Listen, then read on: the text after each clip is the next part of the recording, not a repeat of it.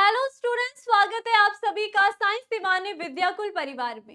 मैं शालिनी, आपकी biology educator, आज आप सभी के लिए लेकर आई हूँ नीट पॉइंट ऑफ व्यू का एक बहुत ही ज्यादा इंपॉर्टेंट टॉपिक, जो कि है आपका मानव रोग से। और उसी के अंतर्गत आज की क्लास का जो टॉपिक मैं लाई हूँ वो है प्रोटोजोआ जनित रोग के बारे में। आप सभी को पता है कि ये जो चैप्टर है मानव रोग, जिसमें आपको बहुत सारे रोग दिए हैं, बैक्टीरिया जनित रोग, वायरस जनित, प्रोटोजोआ, उसके बाद हेलमिंथेस जनित, ये सारे के सारे में से कहीं ना कहीं आपके पास 2 से 3 नंबर के तीन यहाँ पर क्वेश्चन आते हैं। लगभग लगभग आपके 12 से 16 नंबर का क्वेश्चन यहाँ से बनता ही बनता है। तो जितने बच्चे आ गए हैं, आप सभी के सभी कॉपी पेन हाथ में लेकर के बैठ जाइए, आज की क्लास को ध्यान पूर्वक सुनिए। इसलिए आपको आज की क्लास में ही ये प्रोटोजोआ जनित के बारे में बहुत अच्छे से क्लियर हो जाएगा। अब मैं आप सभी को बता दूं कि प्रोटोजोआ जनित के अंतर्गत आते हैं आप सभी के दो रोग, जिसमें कि मलेरिया है और एक अमीबाइसिस आप पढ़ोगे। अब यहाँ पर जो आपका मलेरिया होता है, इसमें आपको पढ़ना है प्लाज्मोडियम का जीवन चक्र। इसके बीच से क्वेश्चन काफी पूछे जाते हैं, इसलिए आज की क्लास में मैं आपको जो पढ़ाऊं बहुत अच्छे से ध्यान रखना है। इसके अलावा आप सभी को पता है कि एनएमसी की साइट से जो अपडेट आया था, जिसमें आपके यहाँ पर ये जो मानव रोग वाले चैप्टर है, इसमें आपको और भी रोगों को ऐड करा है, जैसे कि डेंगू को, चिकनगुनिया को। इसके बारे में भी हम आगे क्लास में चर्चा करेंगे, लेकिन आज का हमारा मोटिव है क्या, प्रोटोजोआ जनित रोग के बारे में। तो सबसे पहले मैं आप सभी को बता दूं कि इससे पहले हमने बैक्टीरिया जनित रोग के बारे में पढ़ लिया है। आज की क्लास प्रोटोजोआ जनित रोग के बारे में हम बात करने वाले हैं। प्रोटोजोआ जनित रोग के बारे में आपको ध्यान रखना है। अब ये क्वेश्चन आपके बोर्ड एग्जाम की दृष्टि से भी बहुत ज्यादा इंपॉर्टेंट है, आपको प्लाज्मोडियम का जीवन चक्र भी पूछा जाता है। तो इसके अंतर्गत आपको पढ़ना है एक तो मलेरिया के बारे में। ये जो मलेरिया रोग है ये एक प्रोटोजोआ जनित रोग होता है, और दूसरा होता है आपका अमीबाइसिस। अमीबाइसिस ये भी रोग जो है ये भी एक प्रोटोजोआ जनित रोग होता है। तो इतनी बात आप सभी ने ध्यान रखनी है। ये जो होता है ये क्या होंगे, दोनों के दोनों, इन्हें हम कहते हैं ये है प्रोटोजोआ जनित रोग। इसी को हम अमीबिया अतिसार भी नाम से भी जानते हैं। क्लियर इतनी बात? तो चलिए एक एक करके इन सभी का अध्ययन करते हैं। मलेरिया में आपको प्लाज्मोडियम का जीवन चक्र पढ़ना है। तो स्टार्ट करते हैं हम मलेरिया रोग से। आप सभी को पता है, आप अक्सर अपने आसपास सुनते रहते हो कि कहीं इसको मलेरिया हो गया है, ये दूसरे व्यक्ति को मलेरिया हो गया है। तो जानते आखिर मलेरिया होता कैसे है? सबसे पहले मैं बता दूं, ये जो मलेरिया है ये एक प्रोटोजोआ जनित रोग है। ठीक है, अब यहाँ पर ये जो प्रोटोजोआ है इसका नाम ही क्या है, प्लाज्मोडियम प्रोटोजोआ। यानी कि इस प्लाज्मोडियम जाति के कारण ही ये मलेरिया रोग फैलता है। प्लाज्मोडियम आप सभी को पता होना चाहिए, ये जो प्लाज्मोडियम प्रोटोजोआ है ये एक मच्छर के द्वारा फैलता है। अब मच्छर भी कौन सा होता है, मादा एनोफिलीज मच्छर के द्वारा ये जो होगा, जो मलेरिया रोग है वो एक व्यक्ति से दूसरे व्यक्ति को फैल रहा है। तो इसके पूरे जीवन चक्र में हम पूरे प्लाज्मोडियम का जीवन चक्र के बारे में पढ़ेंगे, इसलिए क्लास को आप सभी ने ध्यान से सुनना है। तो देखिए, जैसा कि मैंने कहा कि हमने कहा कि जो मलेरिया है, हम सबसे पहले रोग किसकी बात कर रहे हैं, मलेरिया की बात कर रहे हैं। तो मलेरिया कैसा है, एक प्रोटोजोआ जनित रोग है, प्रोटोजोआ जनित रोग है। और वो जो प्रोटोजोआ है उसका नाम आपका क्या है, प्लाज्मोडियम। ठीक है, अब ये जो प्लाज्मोडियम होता है, इस प्लाज्मोडियम की जो जीवन चक्र होता है वो 2 पोशियों में पूर्ण होता है। ठीक है, मैंने जैसा कि कहा कि मलेरिया रोग के लिए जो इसको फैलाने के लिए यहाँ पर जिम्मेदार होती है, यानी कि रोग वाहक जो होती है, रोग वाहक जो होती है वो होती है एक मच्छर। कौन सी, मादा। ठीक है, मादा एनोफिलीज मच्छर, मादा एनोफिलीज मच्छर। ठीक है, मादा एनोफिलीज मच्छर अगर इसके पास प्लाज्मोडियम प्रोटोजोआ है, ठीक है, उसकी संक्रमण अवस्था उपस्थित है, तो ये मच्छर जिस भी व्यक्ति को काटती है उस व्यक्ति को मलेरिया रोग हो जाता है। क्लियर बात है।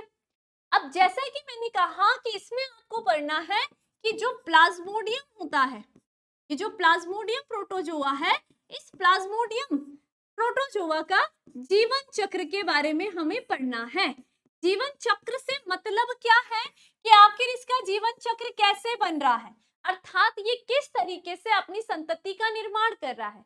क्योंकि ऐसा तो नहीं है कि अकेला प्लाज्मोडियम लोगों को मलेरिया रोग फैला रहा है, कहीं ना कहीं ये जिस भी शरीर में जा रहा है वहां पर अपनी संख्याओं को बढ़ा रहा है, फिर वापस से दूसरे जीव के शरीर में भी अपनी संख्याओं को बढ़ा रहा है। तो ये इसका जो जीवन चक्र है आखिर ये किस प्रकार से चल रहा है, इसके बारे में हम चर्चा करेंगे। मैं आप सभी को बता दूं कि जो प्लाज्मोडियम प्रोटोजोआ है, इसका जो जीवन चक्र होता है वो दो पोशियों में होता है, ठीक है। और वो दो पोषी कौन कौन से होते हैं? दो पोषी होते हैं, एक होता है मानव, ये दो पोषी होते हैं मानव, और दूसरा खुद मच्छर होती है, कौन सी? मादा एनाफिलीज, एनाफिलीज। तो यहाँ पर जो प्लाज्मोडियम का जीवन चक्र चलता है वो दो पोषी में चलता है। जीवन चक्र ये किस तरीके से अपनी संतति का निर्माण कर रहे हैं, जैसे कि इसमें जो मानव की अगर हम बात करते हैं तो मानव में रह करके जो प्लाज्मोडियम होगा वो क्या करेगा? अलैंगिक जनन की क्रिया करता है। आपसे यहाँ से क्वेश्चन पूछा जा सकता है, अलैंगिक जनन की क्रिया किस पोषी में संपन्न होती है?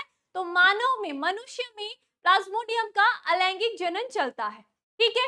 और मादा एनाफिलीज मच्छर की अगर हम बात करेंगे तो इसमें इसका कौन सा जनन चलेगा? लैंगिक जनन चलेगा। यानी कि हमें यहाँ पर पता चल रहा है कि कहीं ना कहीं मादा एनाफिलीज के अंदर यहाँ पर युग्मकों का संलयन हो रहा होगा। क्या आपको इतनी बात क्लियर हो गई कि यहाँ पर जो मलेरिया रोग है एक प्रोटोजोआ जनित रोग है, प्रोटोजोआ में भी प्लाज्मोडियम जो होता है ये इसको कॉज करता है। इसका जो वाहक होता है मादा एनाफिलीज मच्छर होगी, और यहाँ पर जो प्लाज्मोडियम का जीवन चक्र होगा वो दो पोषियों में पूर्ण होता है। एक होता है मनुष्य में जिसमें होगा उसका अलैंगिक जनन, जहां पर वो विखंडन के द्वारा, कोशिका विभाजन के द्वारा यहाँ पर क्या करेंगे? ये अपनी संतति का निर्माण करेंगे। और मादा एनाफिलीज के मच्छर के अंदर वहां पर जो इसके नर और मादा युग्मक होंगे वो संलयित होकर के नई संतति का निर्माण करते हैं। तो इस तरीके से एक प्लाज्मोडियम का जीवन चक्र आपने पढ़ना है, ठीक है। अब यहाँ पर क्या होता है, ये जो प्लाज्मोडियम होती है, ठीक है, ये प्रोटोजोआ की भी एक संक्रमण अवस्था होती है, ठीक है।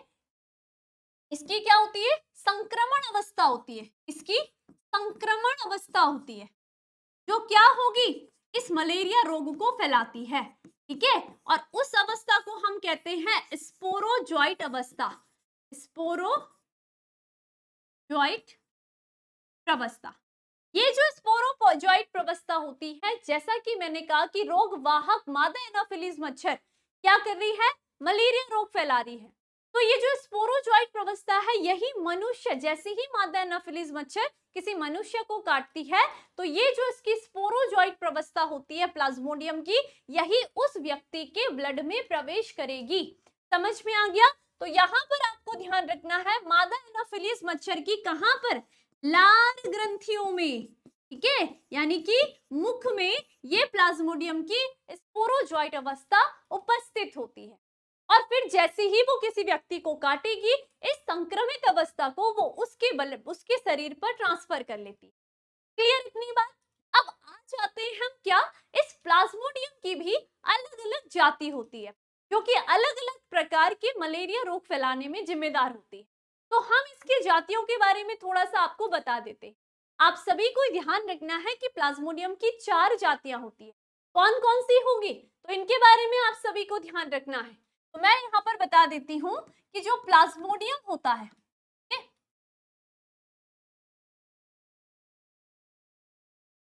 प्लाज्मोडियम, प्लाज्मोडियम की 4 जातियां। अब देखिए प्लाज्मोडियम की 4 जातियां कौन कौन सी हो, ठीक है।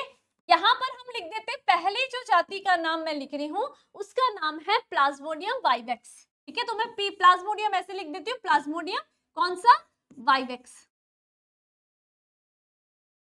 क्लियर? दूसरा होता है प्लाज्मोडियम फैल्सीपैरम,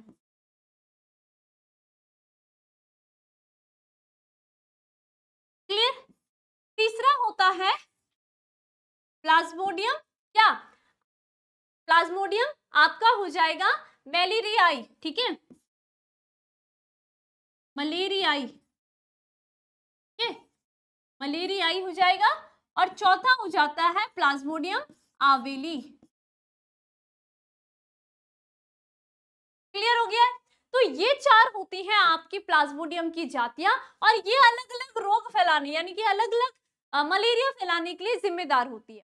तो सबसे घातक जिसे हम कहते हैं बड़ा ही दुर्दम जो मलेरिया रोग होता है वो कौन सी प्लाज्मोडियम की जाति के द्वारा होता है, कौन से प्लाज्मोडियम प्रोटोजोआ के द्वारा होता है, आप सभी को याद रखना है, जिसका नाम ये रहा, क्या, फैल्सीपेरम। इसको मैं कर लेती हूँ रेड कलर से, क्योंकि ये क्या होता है, सबसे ज्यादा खतरनाक होता है। ये क्या है, एक खतरनाक, जिसे हम क्या कहते हैं, मैलिग्नेंट, यानी कि दुर्दम होता है। ठीक है, कैसा होता है, दुर्दम, खतरनाक जो मलेरिया रोग फैलाता है वो फैल्सीपेरम फैलाता है। और नॉर्मली जो आप देखते हो कि जिसको जैसे मलेरिया रोग हो जाता है फिर सही भी हो जाता है, तो कॉमन जो व्यक्तियों में जो सामान्य तौर पर जो रोग होता है मलेरिया का, वो कौन सी जाति के कारण होता है, ये होता है आपका इस वाइवेक्स के कारण। ठीक है, तो सामान्य यानी कि सही भी हो जाता है, तो सामान्यतः कौन सा, ये मलेरिया लोगों को फैलता है। क्लियर, ये बात आपने बहुत अच्छे से ध्यान रखनी, क्लियर बात आपने अच्छे से याद रखनी। खतरनाक क्या है, फैल्सीपेरम है। मुझे लगता है कि इतनी बात आप सभी को मलेरिया और प्लाज्मोडियम प्रोटोजोआ के बारे में पता चल गई हो। तो थोड़ा सा एक बार हम रीड कर लेते हैं जो जो अब तक हमने पढ़ा है उसी के बारे में। सबसे पहले जैसा कि मैंने आपको बताया कि मानव में कुछ ऐसे रोग प्रोटोजोआ से भी होते हैं। आपने मलेरिया के बारे में तो सुना होगा, एक ऐसा रोग है जिससे मनुष्य कई सालों से लड़ता आ रहा है। प्लाज्मोडियम नामक एक बहुत ही छोटा प्रोटोजोअन इस रोग के लिए उत्तरदायी होता है। तो वो प्रोटोजोआ का नाम क्या है, प्लाज्मोडियम है। ठीक है, तो इसी प्लाज्मोडियम की हम बात कर रहे थे, क्लियर हो गई है। ठीक है, अब देखेंगे आगे क्या, जैसा कि हमने कहा कि प्लाज्मोडियम की विभिन्न जातियां होती है, जैसे कि प्लाज्मोडियम वाइवेक्स होती है, प्लाज्मोडियम मलेरियाई होता है, प्लाज्मोडियम फैल्सीपेरम होता है, विभिन्न प्रकार की मलेरिया के लिए उत्तरदायी होते हैं, यानी कि अलग अलग लक्षण आपको देखने के लिए मिलेंगे इस रोगों के दौरान ऐसे प्रकार के मलेरिया में। ठीक है, इनमें से जो प्लाज्मोडियम फैल्सीपेरम द्वारा होने वाला दुर्दम और मैलिग्नेंट सबसे क्या होता है, गंभीर होता है, और ये सबसे ज्यादा घातक भी होता है। ठीक है, तो घातक इसकी कौन सी प्लाज्मोडियम की जाति है, वो होती है फैल्सीपेरम। अब जैसा कि मैंने कहा कि ये जो प्लाज्मोडियम होता है इसका जो जीवन चक्र होता है वो दो पोशियों में होता है, एक मनुष्य में होता है और दूसरा मादा एनाफिलीज में होता है। तो अब हम बात करते हैं प्लाज्मोडियम के जीवन चक्र की।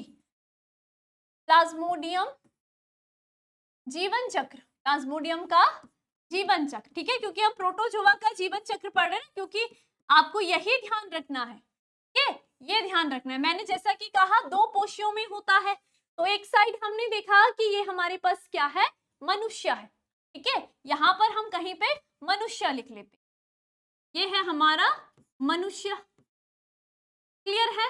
और दूसरा हमारे पास मादा एनोफिलीज है, मादा एनोफिलीज, ये क्या है, मच्छर है, क्लियर है।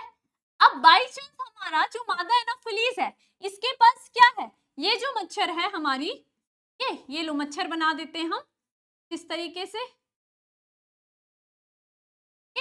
ये हमारे पास मादा एनोफिलीज मच्छर है। ठीक है, जैसा कि मैंने कहा कि इसमें जो स्पोरोजोइट प्रवस्था होती है वो इसके लार में है। ये क्या है, इसकी संक्रमण, जो क्या है प्लाज्मोडियम है, इसकी जो संक्रमण अवस्था है वो इसके लार में उपस्थित है, और इस अवस्था को हम कहते हैं स्पोरोजोइट प्रवस्था, स्पोरोजोइट प्रवस्था जो कि संक्रमण प्रवस्था होती है। जब क्या होगी, ये जो मादा एनाफिलीज मच्छर होगी ये हमारे मनुष्य को काटेगी। ठीक है, यहाँ पर क्या होगा, माना बात ये मनुष्य है, ठीक है, इस मनुष्य के इसने क्या कर दिया, हाथ में काट दिया, ये मनुष्य है और इसके हाथ में हमारी इस मादा एनाफिलीज मच्छर ने काट दिया। तो ये बना देते हैं हम अपनी मादा एनाफिलीज मच्छर को। ठीक है, ये मादा एनाफिलीज मच्छर है। तो अब ये क्या करेगी, काटने के दौरान जो इसकी स्पोरोजोइट प्रवस्था है उसको कहाँ छोड़ दिया है इसने, इसके ब्लड में छोड़ दिया है। ठीक है, अब देखो, ये जो स्पोरोजोइट प्रवस्था होगी ये सीधा इसके कहाँ पहुंचेगी, अगला जो स्टेप होगा वो पहुंचेगी इसके यकृत में। ठीक है, कहाँ पहुंचेगी, यकृत यानी कि इसके लीवर में पहुंचेगी। ठीक है, और यहाँ पर क्या है, यकृत की कोशिकाओं में आकर के ये यहाँ पर अलैंगिक जनन की क्रिया करती है। मैंने कहा ना मनुष्य के अंदर इसका अलैंगिक जनन की क्रिया होगी। तो ये यहाँ पर ये जो स्पोरोजोइट प्रवस्था है ये यहाँ पर अलैंगिक जनन की क्रिया करेगी, अलैंगिक जनन की क्रिया करेगी और यहाँ पर अपनी संख्याओं को बढ़ाती है। ठीक है, यहाँ पर क्या करेगी, इन लीवर कोशिकाओं में अपनी संख्या को बढ़ाने का काम करेगी। अब ये जो अवस्था आई है इस अवस्था को हम क्या कहते हैं, सिजॉन्ट कहते हैं। क्या कहेंगे हम इनको, सिजॉन्ट कहते हैं। क्लियर, ये सिजॉन्ट हो गई है, लैंगिक जनन के बाद इन्होंने अपनी संख्याओं को बढ़ाया और अब हम इसको सिजॉन्ट कहते हैं। क्लियर हो गया। अब एक टाइम ऐसा आएगा 1 हफ्ते के बाद, ठीक है, जब क्या होगा कि यहाँ पर यकृत कोशिकाओं में, यकृत में जो आपके स्पोरोजोइट है, ये जो सिजॉइंट है, इनकी संख्या बहुत ज्यादा हो जाएगी, जिसके कारण अब ये क्या करेंगे, फिर यकृत से गमन करेंगे। ठीक है, अब यकृत से जब ये गमन करेंगे तो ये सीधा आपके ब्लड की आरबीसी में, यानी कि आपकी जो रेड ब्लड सेल है वहां पर प्रवेश कर लेते हैं। ठीक है, तो जब ये यहाँ से निकले, यहाँ से निकल करके रक्त के थ्रू यहाँ पर रक्त में क्या हुए, ये आपकी आरबीसी में आए, तो हम इसको क्या कहते हैं कि ये मीसोजॉन्ट कहलाते हैं। ठीक है, लेकिन इतना डिटेल नहीं दिया गया है, आपको इतना ध्यान रखना जो आपकी एनसीईआरटी में दिया गया है। अब यहाँ पर भी ये क्या करेंगे, अब यहाँ क्या हो गया है, आपके यहाँ पर भी आ गई है यही सिजॉन्ट प्रवस्थाएं। ठीक है, अब यहाँ पर भी ये वापस से क्या करेंगी, अलैंगिक जनन की क्रिया करेंगी। अब अलैंगिक जनन की क्रिया करते करते वापस से ये आरबीसी में अपनी संख्या को बढ़ाती है और एक टाइम ऐसा आता है कि ये आरबीसी को फाड़ देती है। यहाँ पर क्या हो जाएगा, ये जो आरबीसी है वो फट जाती है और फटने के बाद यहाँ पर आरबीसी से कुछ यहाँ पर केमिकल रिलीज होते हैं। ठीक है, यहाँ पर क्या होगा, कुछ केमिकल रिलीज होते हैं ब्लड में, जिन्हें हम कहते हैं हीमोजॉन्ट। इस केमिकल को हम कहते हैं हीमोजॉन्ट। ठीक है, या हीमोजॉइन की बात करते हैं, सॉरी, हीमोजॉइन कहते हैं। ये वो केमिकल होता है जो कि व्यक्ति में क्या करता है, बुखार जैसे लक्षण को उत्पन्न करता है। इसी के कारण मलेरिया के दौरान व्यक्ति को बुखार आता है। कैसा बुखार आता है, तेज बुखार आता है। जब ये उसके ब्लड में हीमोजॉइन केमिकल रिलीज होता है तो व्यक्ति को यहाँ पर बुखार आना शुरू हो जाता है। ठीक है, लगभग 39 डिग्री सेल्सियस 42 डिग्री सेल्सियस तक उसका बॉडी का टेम्परेचर पहुंच जाता है। इतनी बात क्लियर हुई, कुछ नहीं थी, जैसे ही मादा एनोफिलीज मच्छर ने किसी मनुष्य को काटा, जो स्पोरोजोइट संक्रमण प्रवस्था थी वो मनुष्य के ब्लड में पहुंच गई। ब्लड के थ्रू वो यकृत में जाएगी, वहां पर अपना पहला अलैंगिक जनन कर रही है और उसके साथ ही बहुत सारा अलैंगिक जनन भी करती है। ठीक है, यानी कि 1 हफ्ते तक वो उसके कहाँ रह रही है, यकृत में ही रह रही है। उसके पश्चात 1 हफ्ते के बाद वो कहाँ जा रही है, उसकी आरबीसी में जा रही है, वहां पर भी अलैंगिक जनन की क्रिया करी है और फिर उसके बाद क्या हो रहा है, आरबीसी में उनकी संख्या बढ़ने के बाद वो आरबीसी को फाड़ देती है। जब आरबीसी फट जाती है तो इसके पश्चात आरबीसी में एक केमिकल रिलीज होता है जिसे हम हीमोजॉइन कहते हैं। इस हीमोजॉइन के रिलीज होने के कारण ही जो व्यक्ति होता है उसको मलेरिया की कंडीशन में एक लक्षण देखने के लिए मिलता है कि उसको तेज बुखार होता है, क्योंकि उसके ब्लड में हीमोजॉइन केमिकल आ चुका होता है। ठीक है, तो सभी व्यक्ति को तेज बुखार आ रहा है। ठीक है, अब इसी के साथ इसी आरबीसी के अंदर, यानी कि यहीं पर क्या होता है, इसकी कुछ युग्मकोद्भिद प्रवस्थाएं भी होती है, सॉरी, यहाँ पर बीजाणुभिद प्रवस्थाएं भी होती है। बीजाणुभिद, बीजाणुभिद यानी कि गैमेटोसाइट भी होते हैं। गैमेटोसाइट, गैमेटोसाइट का मतलब क्या हो सकता है, हम कहेंगे कि यहाँ पर युग्मक होते हैं। ठीक है, यहाँ पर क्या होंगे, यहाँ पर हम बीजाणु ना लिख करके हम क्या लिखते हैं, इसके युग्मक होते हैं। अब इन युग्मक में क्या होंगे, कुछ नर होंगे कुछ मादा होंगे, है ना। अब यहाँ पर क्या होगा, यहाँ पर बहुत सारे इसकी गैमेटोसाइट वाली अवस्थाएं बन गई, बहुत सारे युग्मोविद अवस्थाएं बन चुकी है। क्लियर, अब क्या होता है, अब यही होगा कि जब कोई एक ऐसी मादा एनोफिलीज मच्छर जो बिल्कुल साफ है, साफ का मतलब क्या है कि ये किसी भी रोग से ग्रसित नहीं है, इसको ये एकदम प्योर है। ठीक है, जब क्या होगा, इस वाली मच्छर का मन करेगा कि अब मुझे क्या करना है, इस वाले व्यक्ति को काटना है। तो जब ये क्या करेगी, इस व्यक्ति को काटेगी, तो उस व्यक्ति के ब्लड में ऑलरेडी ये गैमेटोसाइट प्रवस्थाएं हैं, उसके युग्मक उपस्थित है।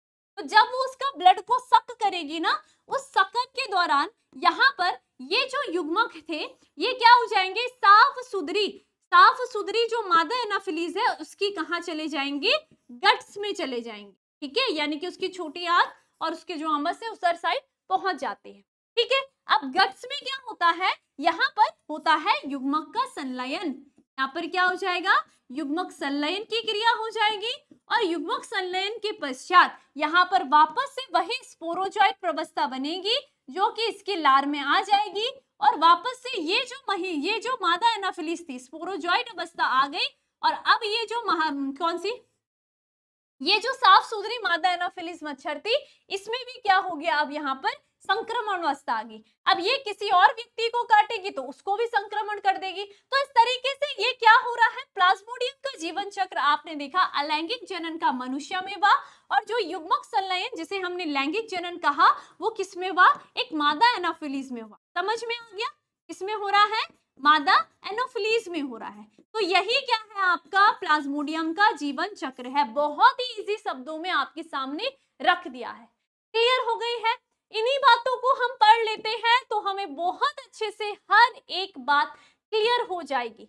डायग्राम में आप देखोगे, आपको जो जो बताया वही है कि जब मच्छर दूसरे मानव को काटता है तब जीवाणु काटने के साथ मानव के शरीर में चले जाते हैं। तो पहले तो ये कहा कि पहले जो थी उसमें क्या हुआ, यहाँ पर सबसे पहले यहाँ से स्टार्ट हुआ ना कि एक मच्छर ने क्या करा, अपनी स्पोरोजॉइट को इस मनुष्य में डाल दिया। उसके बाद ये स्पोरोजॉइट उसके लीवर में पहुंची परजीवी की तरह और रक्त द्वारा व्यक्ति के यकृत में चले जाते हैं। यकृत में पहुंचने के बाद परजीवी यकृत कोशिकाओं में अलैंगिक रूप से जनन करता है और कोशिकाओं को फोड़ देता है और रक्त में मोचित हो जाता है। अलैंगिक जनन करा, फिर यहाँ से उसने जो उसकी यकृत कोशिकाएं उसको फाड़ी, फिर वो कहाँ चला गया, उसकी आरबीसी में चला गया, यानी कि लाल रुधिर में अलैंगिक जनन के वहां पर भी अलैंगिक जनन करेगा और उन्हें फोड़ देता है और इस प्रकार ज्वर तथा अन्य लक्षणों का चक्र शुरू हो जाता है। यानी कि मलेरिया से पीड़ित जो व्यक्ति होगा उसको एक हफ्ते के अंदर एक हफ्ते के बाद यहाँ पर बुखार आना शुरू हो जाता है। ठीक है, फिर उसने क्या करा, यहाँ पर देखो हुआ क्या, इसकी ये युग्मकोत यानी कि युग्मक जनक यहाँ पर अवस्थाएं आ गई।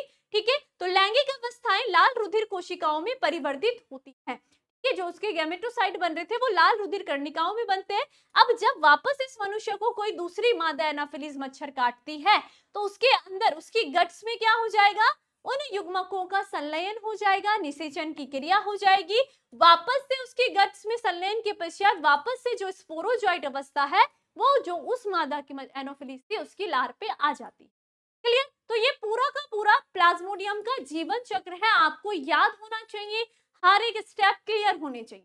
ठीक, इसी के बाद हम देखते हैं क्या, हम देखते हैं यहाँ पर क्या आपकी एनसीईआरटी कह रहे हैं। तो देखिए, प्लाज्मोडियम के जीवन चक्र पर एक निगाह डालते हैं। जब क्या होता है, संक्रमित मादा एनाफिलीज मच्छर, वो संक्रमित मादा एनाफिलीज मच्छर मानव को काटती है तो प्लाज्मोडियम जीवाणु स्पोरोजोइट्स के रूप में मानव शरीर में घुस जाते हैं।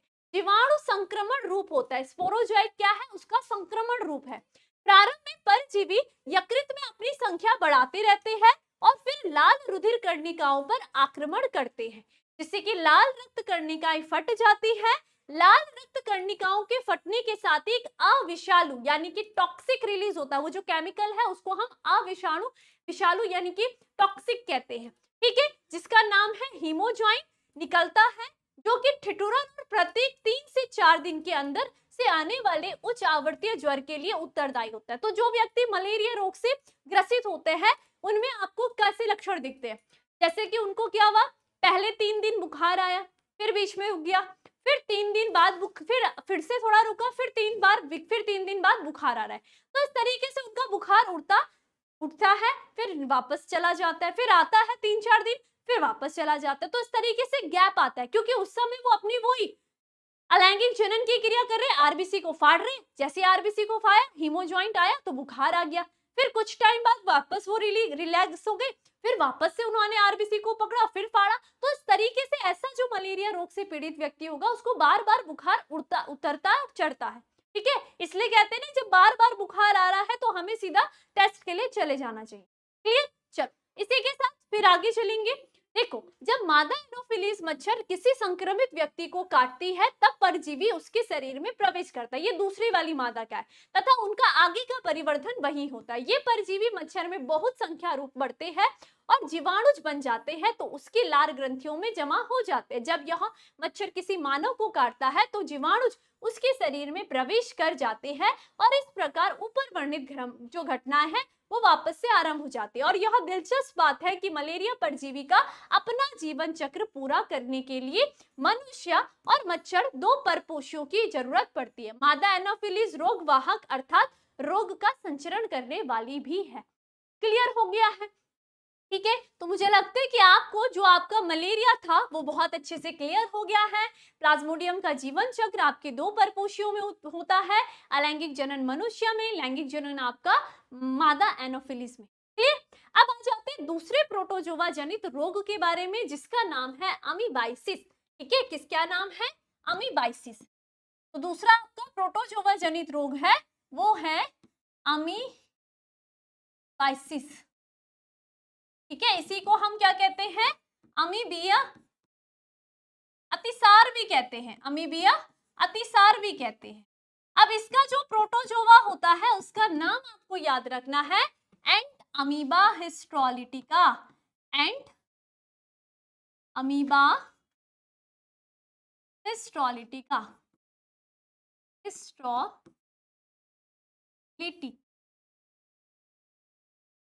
ठीक है, हिस्ट्रोलिटिका, ये नाम याद रखना है, ये प्रोटोजोआ का नाम है। क्लियर इतनी बात? अब यहाँ पर ये ध्यान रखना है कि इसका रोग वाहक क्या है। ये जो अमीबा रोग फैलाने के लिए भी रोग वाहक होता है। अब ये जो रोग वाहक होता है ये बड़ा ही गंदा होता है, जो कि है आपकी घरेलू मक्खी। बड़े ही गंदे तरीके से अमीबाइसिस फैलाती है ना। अभी आप देखोगे किस तरीके से अमीबाइसिस फैलाएगी, किसके द्वारा? यहाँ पर फैलने के लिए भोजन जल के द्वारा व्यक्ति भोजन, अगर व्यक्ति संदूषित भोजन और जल को ग्रहण करता है तो व्यक्ति अमीबाइसिस से ग्रसित हो जाता है। ठीक है, उसका पेट में दर्द, वो पेट वाली सारी प्रॉब्लम हो जाती है। ठीक है, अब कैसे होता है? देखो, यहाँ पर आप सभी को पता है कोई व्यक्ति है, ठीक है, माना बात ये क्या है, ये अमीबाइसिस रोग से ग्रसित है। ठीक है, अब ये क्या कर रहा है? मल त्याग रहा है। ठीक है, इसका क्या है? मल है। क्लियर है? ये मल रहा, इसका ये मल रह गया। अब यहाँ पर क्या होता है, आपने देखा है ना, सबसे गंदी जो मक्खियां होती है वो क्या होती है? मल के ऊपर भी बैठी रहती है ना। तो यहाँ पर यही होता है, ये जो मक्खी होती है ये इसके मल में बैठी रहती है। ये क्या बैठी है? इसके मल में बैठी हुई है। अब सोचो किसी कोई व्यक्ति है घर पे अपना खाना पीना बना रहा है बढ़िया, ठीक है, मस्त होकर के शेफ बन रखा है और इसने यहाँ अपनी खाने की टेबल सजा रखी है। ठीक है, खाना रखा हुआ अच्छे से यहाँ पर, ठीक, लेकिन क्या कर दिया? भूल गया है, ये इस खाने को ढकना भूल गया है। ये 2 मिनट के लिए गया, मैं हाथ धुल करके आता हूँ, तब तक यहाँ से ये मक्खी उड़ करके कहाँ पहुंच गई है? ये मक्खी उड़ करके पहुंच गई है इसके खाने के ऊपर और यहाँ पर अपना खा तो रही है, लेकिन इसके पैरों पर जो मल चिपका हुआ है किसका? अमीबाइसिस से पीड़ित व्यक्ति का, वो अब क्या हो गया? इसके खाने पर चिपक गया है। अब जैसे ही ये व्यक्ति इस खाने को ग्रहण करेगा तो ये व्यक्ति भी क्या हो जाएगा? अमीबाइसिस रोग से ग्रसित हो जाएगा। और यहाँ पर लक्षण देखने के लिए मिलेंगे कि यहाँ पर ये जो अमीबाइसिस प्रोटोजोआ होता है व्यक्ति के शरीर पर जाकर उसके आंतों में चिपक जाता है और उसको दर्द होना, ऐंठन होना, पीड़ा होना, ये सारे लक्षण आपको दिखाई देते हैं ना। इस तरीके से ही दिख रहे हैं, ये देखो, ये प्रोटोजोआ है। क्लियर? तो इस तरीके से ये प्रोटोजोआ जनित रोग है, बस इसके बारे में हमें पढ़ लेना है। मानव के वृहद आंत में, बड़ी आंत में, देखो बड़ी आंत में पाई जाने वाले एंट अमीबा हिस्ट्रोलिटिका नामक प्रोटोजोन परजीवी में अमीबियता, अमीबाइसिस या फिर अमीबिया अतिसार होता है। कोष्ठबद्धता यानी कि कब्ज से पीड़ित हो जाता है। ठीक है, उदरीय पीड़ा, क्योंकि ये क्या है? पेट से संबंधित बीमारी है, तो उदरीय पीड़ा हो रही है, ऐंठन हो रही है, अत्यधिक श्लेष्म, ठीक है, यानी कि क्या हो रहा है? व्यक्ति को जब वो मल त्याग रहा है तो उसके साथ ही साथ श्लेष्म भी निकल रहा है। कभी कभी तो इतनी ज्यादा ऐंठन और इतना ज्यादा कब्ज हो जाता है। बड़ी आंत की बात करी, बड़ी आंत में इसका आपको दिखाई देगा, ये प्रोटोजोआ चिपका रहेगा। ठीक है, और फिर क्या होगा, व्यक्ति को जब वो मल त्यागता है तो उसके साथ उसे रक्त भी निकलता है। ठीक है, तो क्या होगा, रक्त के थक्के वाला मल इस रोग के लक्षण है। घरेलू मक्खियां इस रोग की शारीरिक वाहक होती है। कैसी शारीरिक वाहक, पहले बैठी एक में, मल में बैठी और फिर खाने में बैठी। ठीक है, और परजीवी को संक्रमित व्यक्ति के मल, खाद्य और खाद्य पदार्थों तक ले जाकर के उसे संदूषित कर देती है। मल पदार्थ द्वारा संदूषित पेयजल और खाद्य पदार्थ संक्रमण के मुख्य स्रोत होते हैं। तो इस तरीके से अमीबाइसिस रोग फैलता है। मुझे लगता है कि आपको बहुत अच्छे से आज की क्लास में ये दोनों के दोनों, जो भी हमने आज मलेरिया और अमीबाइसिस पढ़ा, ठीक है, ये दोनों प्रोटोजोआ जनित रोग क्लियर हो गए होंगे। अब इसके थोड़ा सा पीवाईक्यू सॉल्व कर लेते हैं ताकि हमें थोड़ा सा अंदाजा आए आखिर पिछले जो नीट के एग्जाम होते हैं उसमें यहाँ से किस प्रकार के क्वेश्चंस बनते हैं। तो पहला हमारा यहाँ पर क्वेश्चन है, मलेरिया के ज्वर में प्रत्येक 3 से 4, है ना, प्रत्येक 3 से 4 दिन में आने वाले उच्च ज्वर और ठिठुरन के लिए उत्तरदायी कौन सा टॉक्सिन पदार्थ है। बहुत ही इजी है। अभी मैंने क्या कहा, कौन सा होता है बताओ, क्या ये इंटरफेरॉन होता है, हीमोजॉइन होता है, हीरोडिन होता है या कोलोस्ट्रम होता है। बहुत ही इजी, कौन होता है, हीमोजॉइन होता है। वेरी गुड, जिन्होंने सही दिया आंसर, वेरी गुड। इसी के साथ अगला क्वेश्चन आपकी स्क्रीन पर ये रहा, क्या है, अमीबिक डिस्टेंट्री यानी कि अतिसार अमीबाइसिस निम्न के द्वारा होता है। किसके द्वारा होता है, एंटमीबा हिस्टोलिटिका के कारण, ई कोलाई के द्वारा होता है, स्ट्रेप्टोकोकस निमोनी के द्वारा होता है, या फिर टाइकोफाइटॉन के द्वारा होता है। बहुत इजी है, अभी अभी पढ़ा, एंटमीबा हिस्टोलिटिका। और इसको फैलाने के लिए कौन बैठी है, घरेलू मक्खी। क्या बोला जाता है, खाना हमेशा ढककर रखना चाहिए, मक्खियों से बचाकर रखना चाहिए, वरना वो गंदे मल पदार्थ को कहीं भी छोड़ करके आ सकती है। ठीक है, तो जब भी खाना खाओ ढक करके रखो। चलिए, तो मुझे लगता है इसी आज की क्लास से आपने बहुत कुछ सीखा होगा, और ये जो क्लास है वो आपके बोर्ड एग्जाम की दृष्टि से भी बहुत ज्यादा इंपॉर्टेंट है, इसलिए स्किप मत करो कोई भी क्लास को। अब मिलते हैं नेक्स्ट क्लास में किसी नेक्स्ट टॉपिक के साथ, तब तक आप सभी अपना ध्यान रखिए। धन्यवाद।